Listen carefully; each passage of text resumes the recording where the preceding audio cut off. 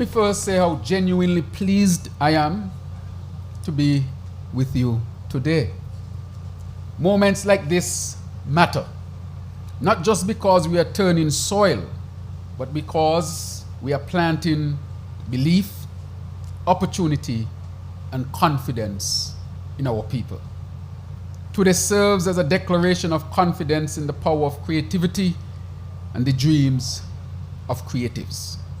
It is about recognizing the power of creativity, the value of culture, and the role that imagination plays in national development.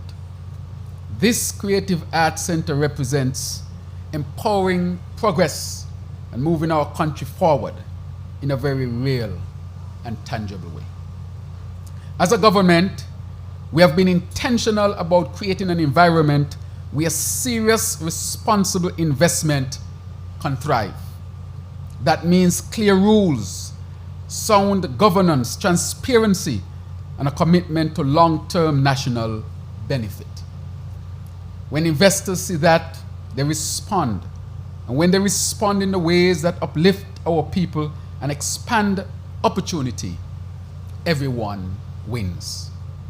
This Creative Arts Center is a powerful example of how that strategy translates into real and tangible outcomes. For generations, St. Kitts and Nevis has shown an incredible ability to adapt and evolve. We moved from King Sugar, which shaped our history and resilience, into tourism, opening our doors to the world. We strengthened our services and financial sectors, positioning ourselves globally.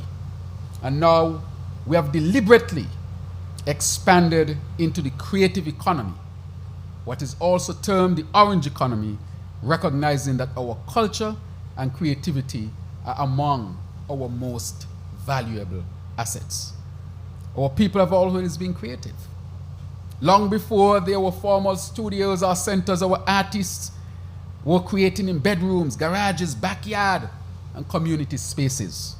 Our musicians, dancers, designers, painters, writers, and performers have carried our identity far beyond our shows. And as a government, we believe that it is time to meet that talent with the necessary infrastructure to continue to push forward. This center is another and a very significant step forward. It creates a space where talent can grow, where ideas can be developed, and where creativity can be treated not just as a passion, but as a profession.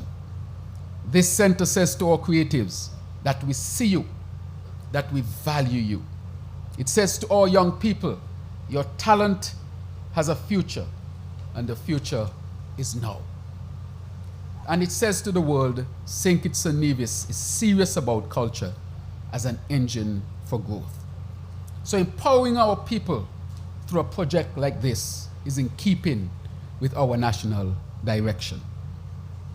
As we seek to expand our economy, but not only expand our economy, but diversify our economy, we see that the creative sector is a significant pillar for that diversification.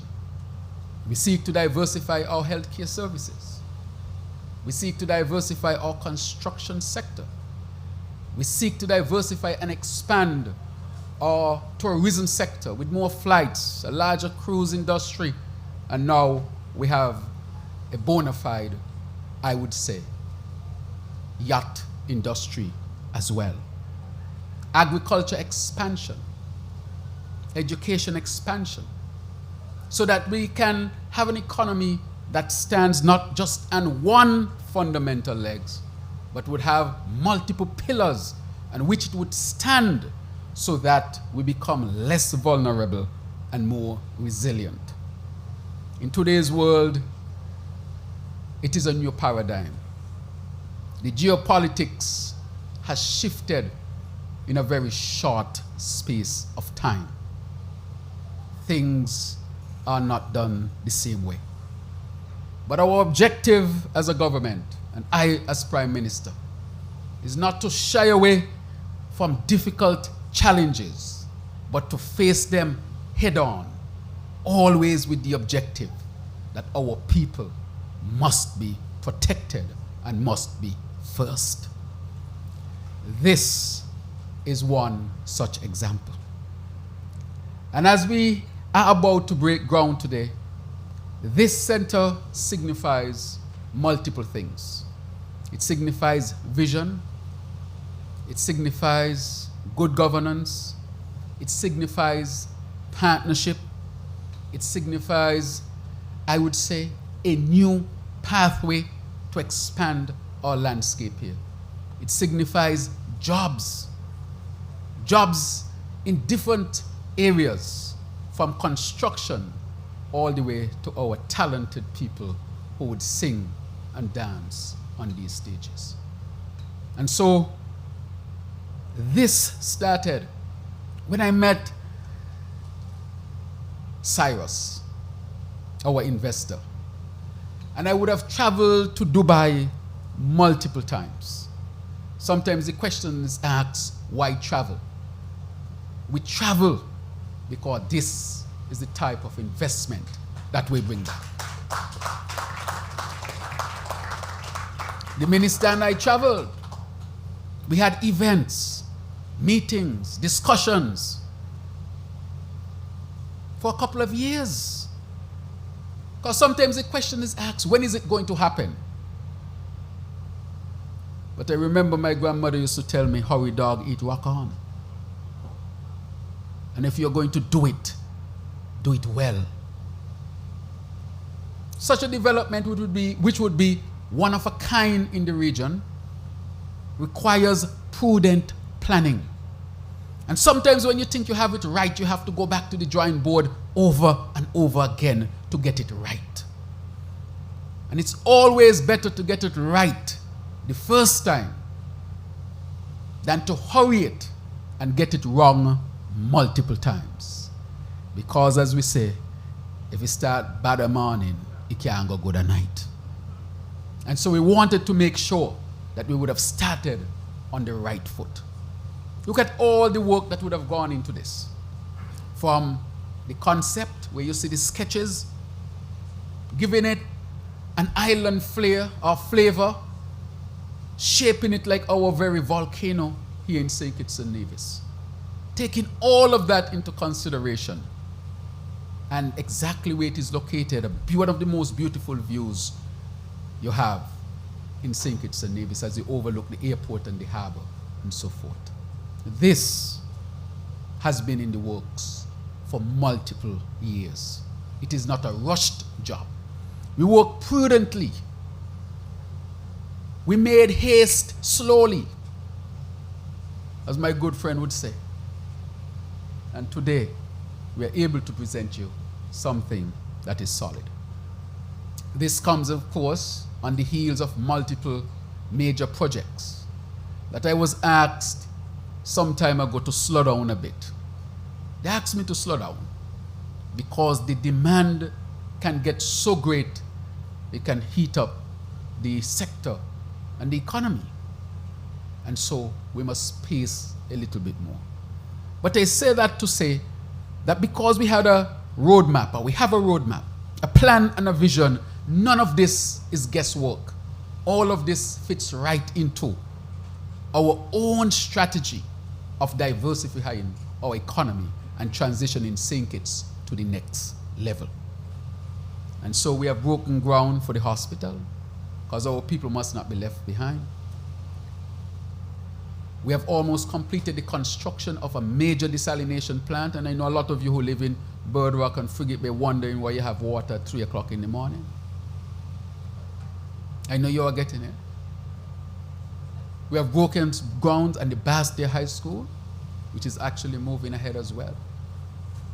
We have broken ground on multiple other projects that are already ongoing. And these are major projects, all in keeping with our plan to diversify our economy, to put our people in the best stead. And so today, I want to say to the minister and his team, Minister Duggins, because Minister Duggins stuck with it. He has stuck with it. We had to travel to Dubai. How many hours? Nearly 24 hours gone, 24 hours come back. planning meeting after planning meeting, wondering when this will move forward. Meetings with the CIU, adjusting our citizenship by investment program so that it is strong, built on the principles of integrity, transparency, good governance.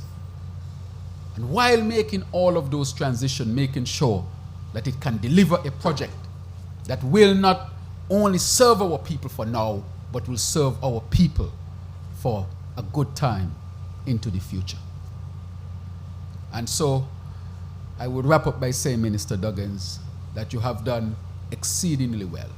Put your hands together for the minister. And put your hands together for his wife.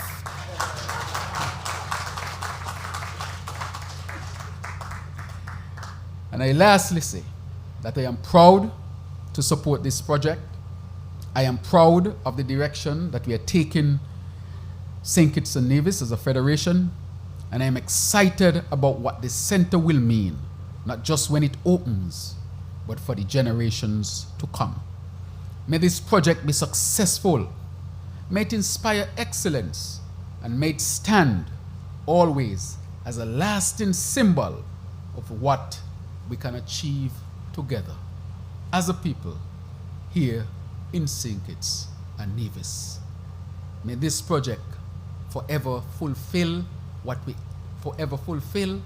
objectives that we expect it to fulfill, and may it bring prosperity to our beautiful federation. Thank you very much.